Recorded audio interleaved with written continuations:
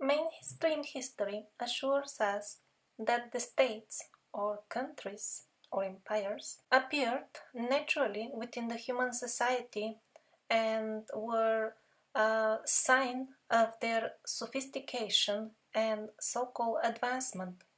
However, the ancient Vedic literature portrays a completely different picture. From the Vedas, we learn about the times when humans lived in eternal peace and had a technology that did not poison the environment. There were no countries or states because there was no envy and no desire to divide things, and natural resources in terms of mine and yours and theirs and so on. There were no countries or states. There was one world culture brought by the survivors to the primitive locals. For example, scientists, Americanologists like Leonard Adam, Carl Gentze, Paul Rivet, Jose Imbellione, and many others studied the Asian American parallels in art. They observed clear similarities in the motifs, ornaments, and um, stylized design of cultural artifacts of East Asia on one hand and northwest coast of America and Mexico on the other hand.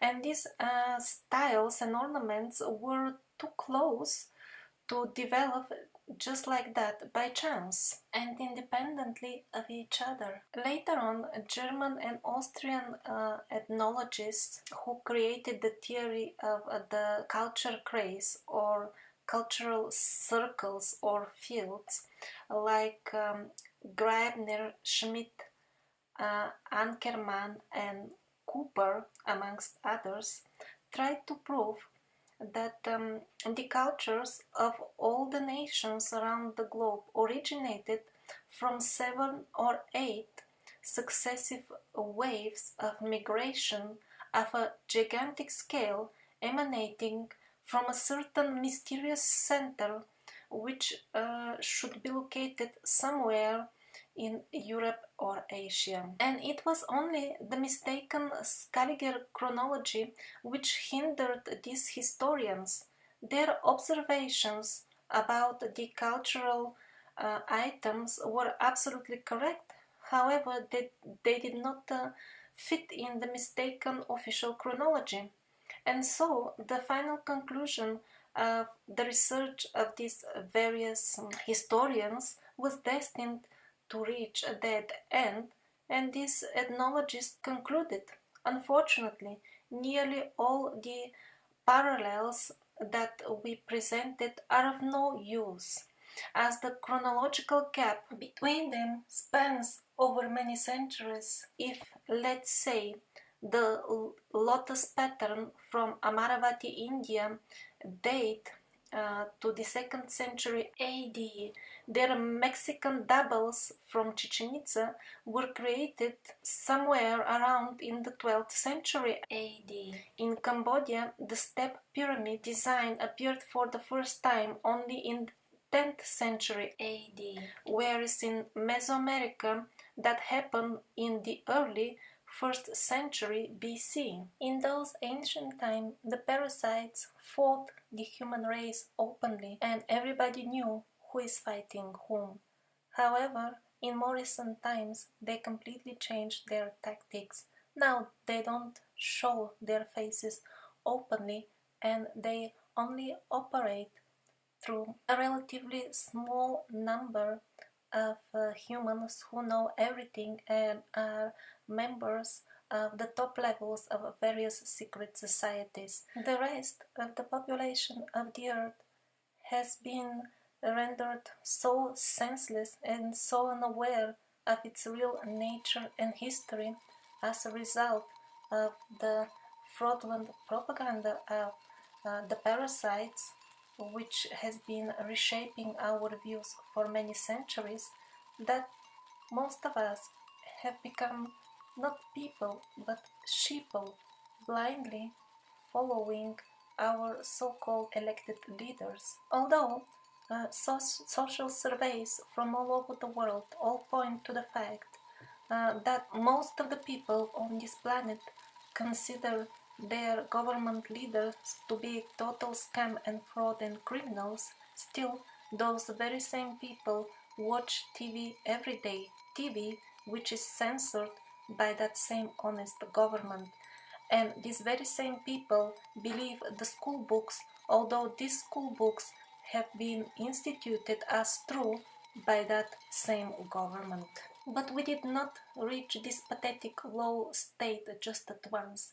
That was a result of a centuries-long psychological warfare on the side of the parasites. Social institution of a country or a state developed at this point of time when the parasites manage to convince certain group of people to go against their own brothers. Then the need appeared for those groups to fence up parts of the earth as their own and call them states and countries. All this is described in the Vedas as the beginning of the dark ages of Kali Yuga. Before that, there were only provinces of the great empire of the survivors. And even that so-called empire was not an empire the way we imagine it nowadays.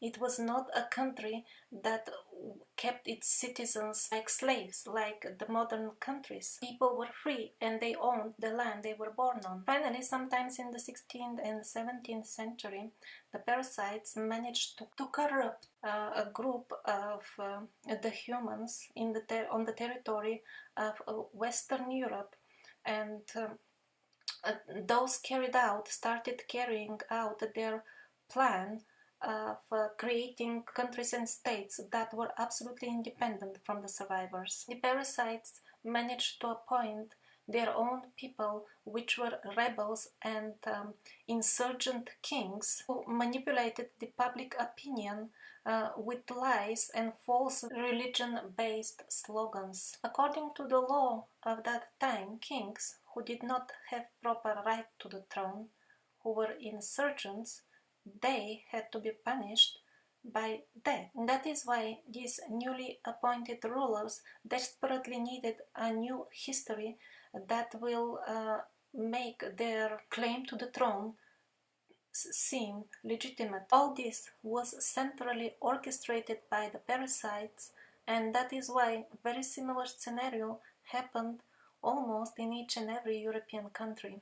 And that is when Scaliger was ordered to create a new history that would be convenient to the insurgent rulers. It was very close and similar to the real events that happened. However, the empire of the survivors and their glorious past was absolutely excluded from this history. Not only the history of the empire was distorted beyond recognition, but furthermore it was shifted, it was sent to the faraway past, and thus made look even more unimportant and irrelevant to the new historic reality that was imposed upon the people somewhere in the 16th and 17th century. The Society of the Flemish Jesuits issued 53 thick volumes with so-called ancient books that conveniently disappeared in various library fires after the copies of them were made by these Jesuits. Another big center of the so-called copy-making was the order of the Benedict monks, and it is well-known fact of the mainstream history that when the monks were making these copies, they were also very actively correcting them to fit the 17th century Bible events. And actually that is one of the best scenarios. In some cases there was no ancient text at all, and compositions that were written in 16th and 17th century are now quoted as ancient works. A huge collection of so-called ancient books whose originals conveniently and selectively burned in library fires was published by these Benedict monks, and this collection contained 200 21 volumes of Latin works supposedly belonging to ancient Romans, and 161 volumes supposedly written by ancient Greek authors. If you think that all monks of that time were innocent, godly creatures who could not be susceptible to any corruption, please watch the episode that comes in the description of this video under number 6. Some 3/4 of all historic dates that you see in your history school books today are based on supposedly ancient book called FCB Pamphili. Since this ancient work was most important for the timings of all historical events, that is why the father of the fabricated history, Scaliger, took to the task himself. Mainstream history assures us that after Scaliger made a copy of this very ancient manuscript, the original disappeared. Our history, the way we know it, is mostly based on this book. The rest, so-called ancient sources, are the books that were copied by the monks, but not just any monks, just few very selected and small groups that I mentioned earlier. If you want to know more details about the true phase of the Reformation period, you can read the books of Anatoly Fomenko. But to replace the entire history of entire planet is not that easy. Okay, they created the new version, but the real records, the real old books and the memory of the people still kept the real history that needed to be destroyed. That is why, under the false flag of religious slogans, lists of banned books were created. Most of the books, all books, not just religious books, were in these lists. Very few of the truly old books were not enlisted. Basically, everything that was old needed to be burned and destroyed completely. If one book of a given author belonged to a banned list, that meant automatically, by law, that all of the other books of this particular author were banned as well and must be given by the citizens for burning. Otherwise, the citizens would be burned themselves. And along with the books, very often in the fires would end up the authors of the books as well. The clergy appointed numerous and very strict commissions that would keep a very close eye and actually had absolute control on what could be printed and what could be not, and who possesses what kind of books at home. Military-style searches were conducted at various suspect locations, private and public. All borders were under very strict control for banned books. However, controlling the maps that the sailors use was a bit more difficult for obvious reasons. That is why now and then uncomfortable ancient maps surface. As of today, there is no scientific collection published that contains all old maps. One must work hard to find different fragments here and there, and in most cases the maps are published in very low resolution so that one cannot read the small details, and also that makes it harder to notice the places where the map has been edited in recent times. And even after all that, there were people who were skeptical about the new history and didn't want to accept it. That is why the Holy Inquisition always had fires ready at hand to burn those who did not agree. Besides being burned alive, there were many other options available.